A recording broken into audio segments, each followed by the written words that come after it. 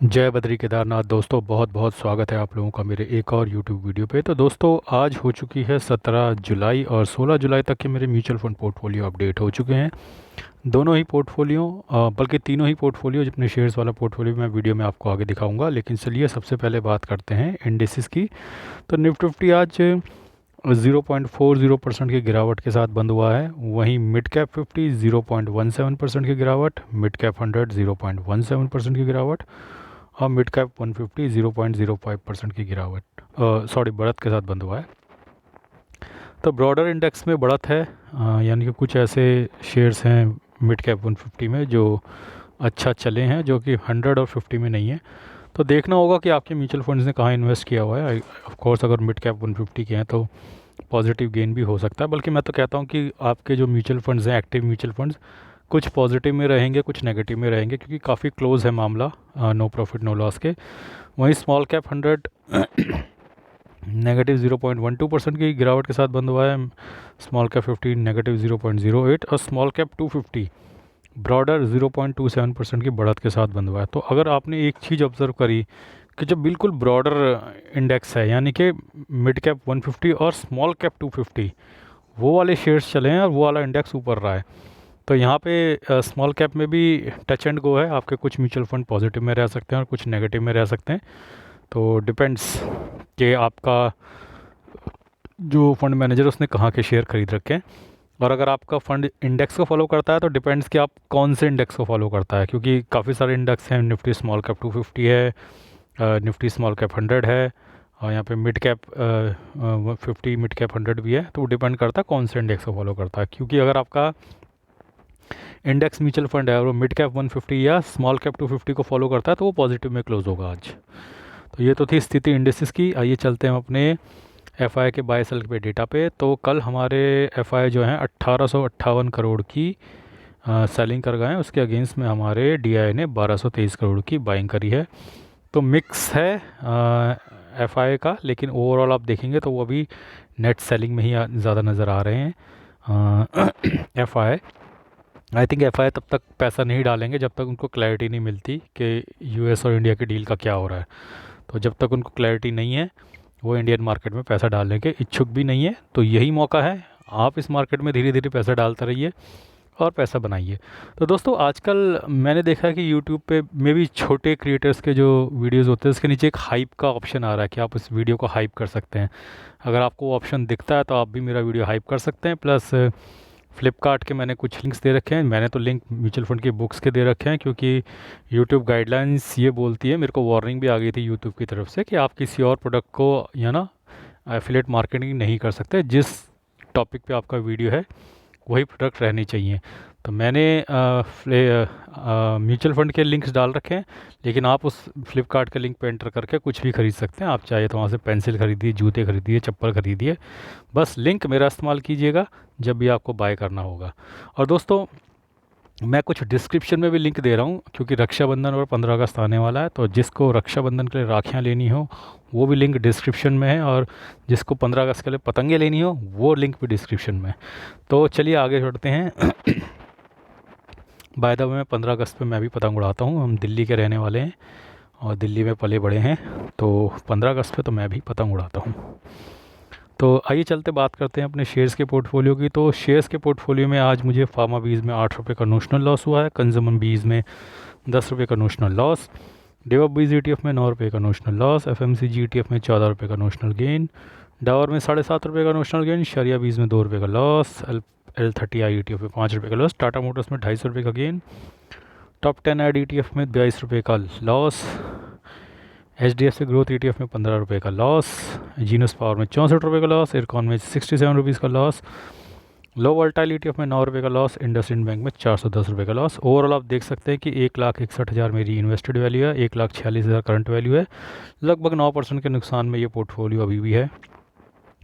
2 major accident मेरे portfolio में हो रखे हैं, जैसा कि आपको पता ही है, टाटा मोटर्स और इंडसइंड बैंक। दोनों निफ्टी 50 के शेयर थे, लेकिन दोनों ही बहुत टूटे और मैं इनमें फंस रखा हूँ। टाटा मोटर्स तो काफ़ी क्लोज है मेरे बाइंग एवरेज प्राइस के, लेकिन फंसा हुआ मैं बेसिकली इंडसइंड बैंक में हूँ, जहाँ पे मेरे को एवरेज करने में भी कॉन्फिडेंस नहीं आ रहा है।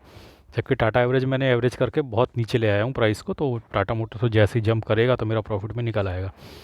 फार्मा वीज अभी भी 3% के ऊपर है।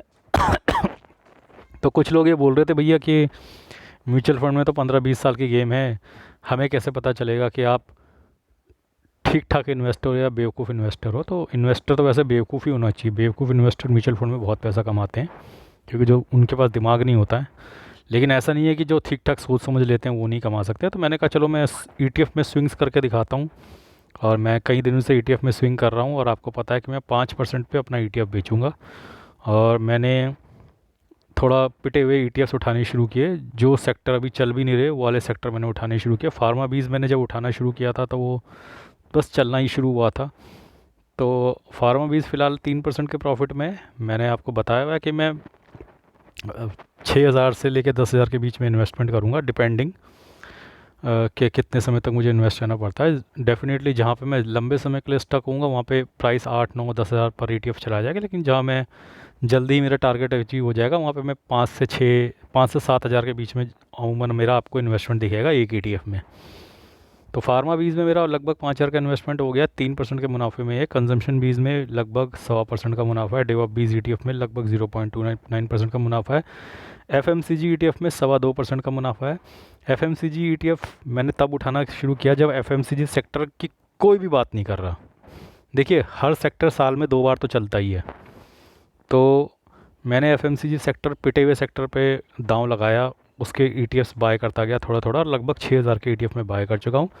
लगभग 2.25% का प्रॉफिट है, और मुझे ऐसा लग रहा है कि एक अच्छा मोमेंटम आ रहा है। कौन सी ETF में आ रहा है? फार्मा बीज में, जो 3% के प्रॉफिट में। कंजम्पशन बीज में भी अच्छा मोमेंटम मुझे आता हुआ दिख रहा है, और एक मुझे FMCG ETF में भी अब लग रहा है मोमेंटम बनता हुआ नज़र आ रहा है। और एक मेरे पास डाबर का शेयर है जो 4% के नुकसान में, ये भी जल्दी प्रॉफिट में आ जाएगा। शरिया बीज है, ये मैंने अभी लास्ट वीक ही लेना शुरू किया, और आज भी मैंने इसमें कुछ क्वांटिटी डाली है। तो ये तो अभी 0.81% डाउन है, तो कोई बात नहीं, भी लास्ट वीक लेना शुरू किया। अभी तो 5 हफ्ते तक मुझे हज़ार रुपये इसमें इन्वेस्ट करने हैं, तो इसमें थोड़ा समय लगेगा। और LPL30I ETF है, ये भी 1% डाउन है। टाटा मोटर्स 7% डाउन है। टॉप 10 एड ETF जो है 0.38% अप है। HDFC ग्रोथ ETF 2.25% अप है। जीनस पावर 17% डाउन है। इरकॉन 21% डाउन है। लो वोल्टाइल ETF 2.25% अप है।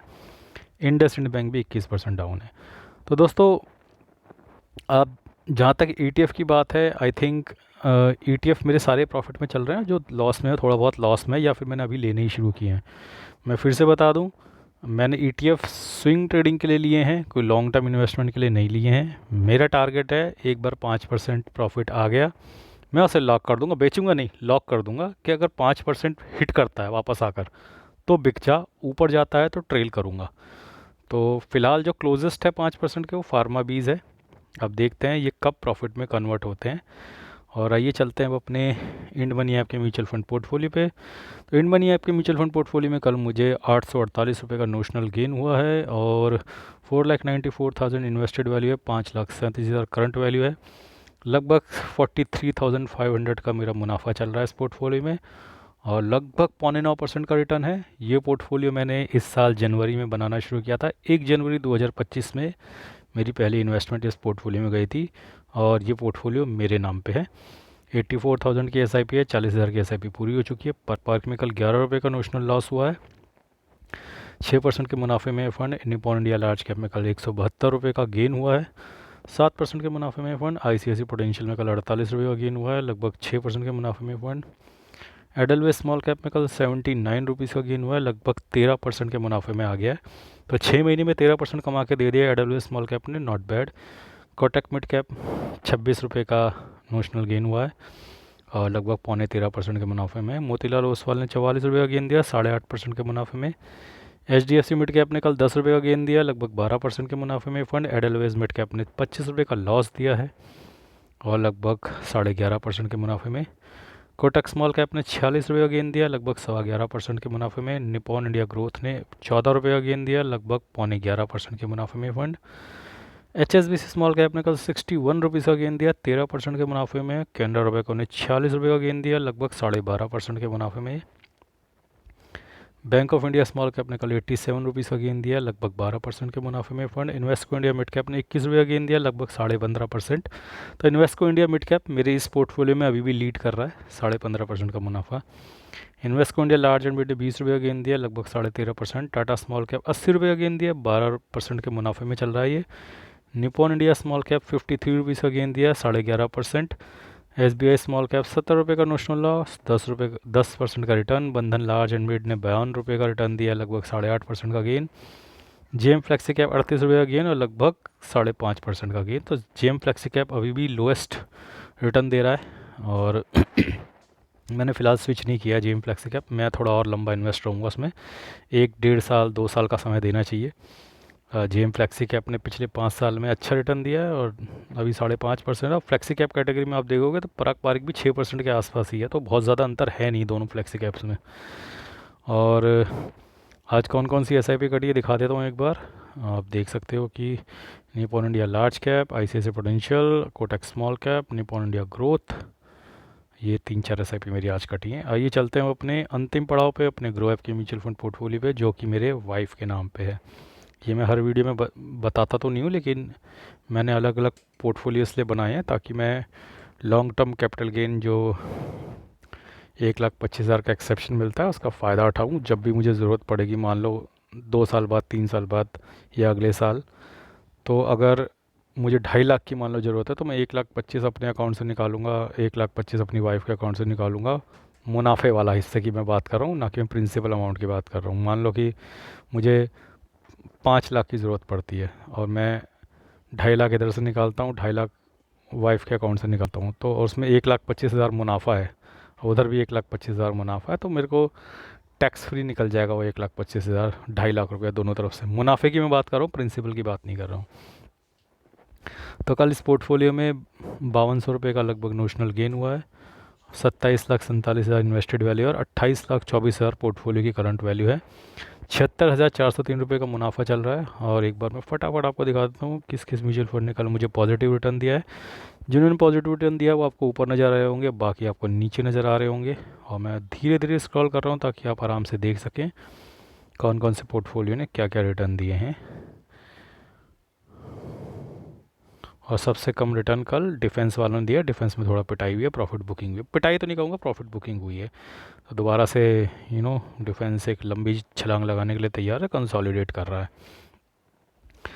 और तो ये तो थी स्थिति। और रही बात निफ्टी की, तो आज 100 पॉइंट की गिरावट के साथ बंद हुआ है। और एक चीज़ मैं आपको दिखाना भूल गया कि मैंने फिनवेशिया में आज कुछ बाइंग भी करी है। तो आप देख सकते LL30I ETF के 40 क्वांटिटी मैंने बाई करी है, डिवॉप 20 की 13 क्वांटिटी बाई करी है, शरिया 20 की 2 क्वांटिटी बाई करी है, और सेंसेक्स एक नया ETF मैंने जोड़ा है उसकी भी मैंने 1 क्वांटिटी बाई की। तो मोटा मोटा आप देखोगे तो 4,000 रुपये का मैंने माल यहाँ पे ख़रीदा है आज। और ये वही स्विंग ट्रेडिंग का ही पार्ट है।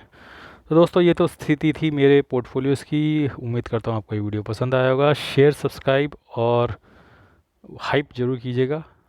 ऐसा करने से आपके भाई के वीडियोस थोड़ा ज़्यादा प्रमोट होंगे। आज के लिए बस इतना ही। जय बद्री केदार।